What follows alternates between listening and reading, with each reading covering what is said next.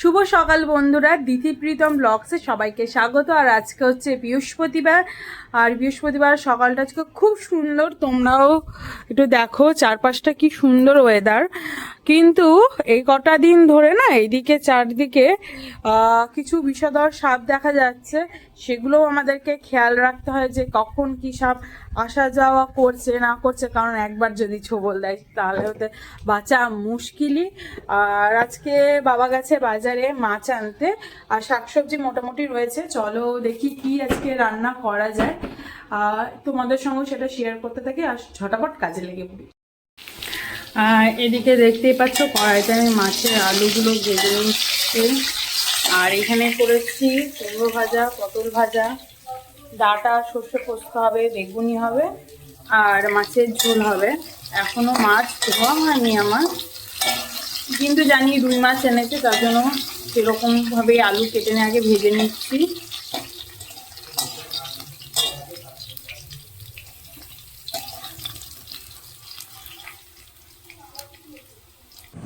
চলো বন্ধুরা, ব্লগের মধ্যে একটা ছোট্ট রেসিপি তোমাদেরকে শেয়ার করে দিই। আজকে করছি এটা ডাঁটা দিয়ে সর্ষে পোস্তর ঝাল। প্রথমেই কড়াইতে তেল দিয়ে তেলটা গরম হয়ে গেলে ওর মধ্যে কালো জিরা শুকনো লঙ্কা ফোড়ন দিয়ে দিতে হবে। তার মধ্যে ডাঁটাগুলো দিয়ে দেবা, হালকা ভাজা হয়ে আসলে ওর মধ্যে সর্ষে আর পোস্তর পেস্টটা দিয়ে দিতে হবে। আমি এখানে সর্ষের খোসাটা ছেঁকে নিইনি, কারণ সর্ষের পরিমাণটা অল্প ছিল তাই, কিন্তু তোমরা চাইলে করে নিতে পারো।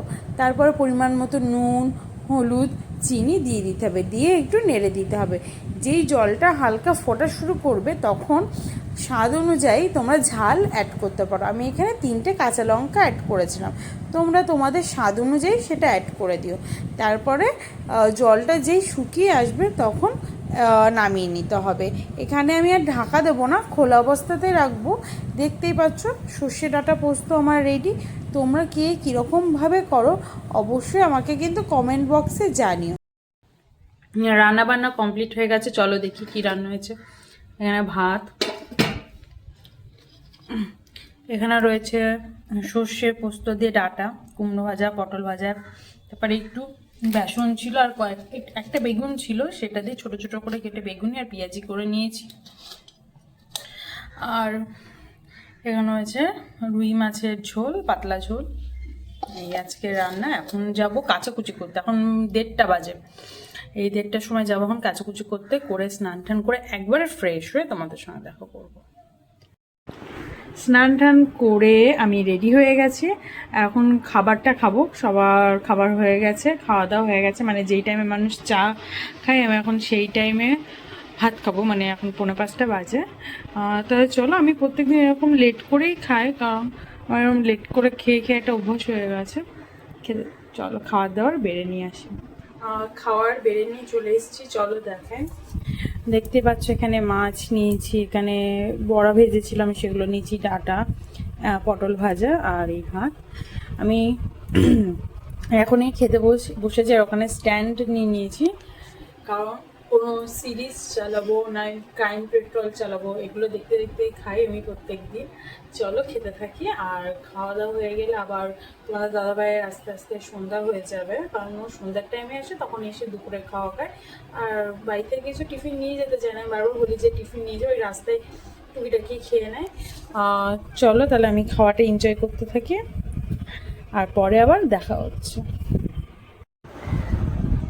কাজ থেকে আসলাম, এখন রাত্রির প্রায় 8টা বাজে। যাই হোক, এখন এসছে দিদি আমার জন্য ফল কেটে নিয়ে। চলো দেখাই তোমাদের। এই যে এই ফলগুলো কেটে নিয়ে এসছে। তো এখন কি রাত্রি 8টা বাজে, তো খাওয়াটা কি উচিত হবে? খাওয়াটা উচিত না, কিন্তু তুমি তো এরকম যদি আমি না মানে না দিতে তাহলে তোমার ফল খাওয়া হবে না, কারণ তুমি বাড়িতে আসো ঠিক 7:30 8:30 নাগাদ, ফ্রেশ হও, দুপুরে খাওয়াটাও ঠিক মতন হয় না, ফলগুলো থাকে, আর তোমাকে না দিয়ে কী করে খায়? খাও, কিছু হবে না। আবার রাতে তো আমরা অনেক রাতে খাবার খাই, তাহলে অসুবিধা হবে না, ফল খাওয়া। ফল খাওয়া তো ভালো, ঠিক আছে, কিন্তু রাত্রিবেলা অনেক রাত হয়ে যাবে, তাহলে খেতে খেতে রাত্রির প্রায় 12টার কাছাকাছি বেজে যাবে খেতে খেতে। এখন তো 11:30 12টার সময় খাই। সে তো ঠিক, রাত্রি 11:30 12টার সময় খাই। চলো এই কটা ফল খেয়েই নি এখন, কি করা যাবে। রাতের খাওয়া দাওয়া আমাদের হয়ে গেছে, এবার আমরা শুয়ে পড়বো। এখন রাত্রে প্রায় 11:30 মতো বাজে। যাই হোক, চলো এবার শুয়ে পড়ি। আবার পরের দিনে একটা নতুন ব্লগে তোমাদের সঙ্গে দেখা হবে। তাহলে আজকের মতো গুড নাইট। ভিডিওটা ভালো লাগলে লাইক, কমেন্ট এবং শেয়ার করতে ভুলবে না। চলো, গুড বাই।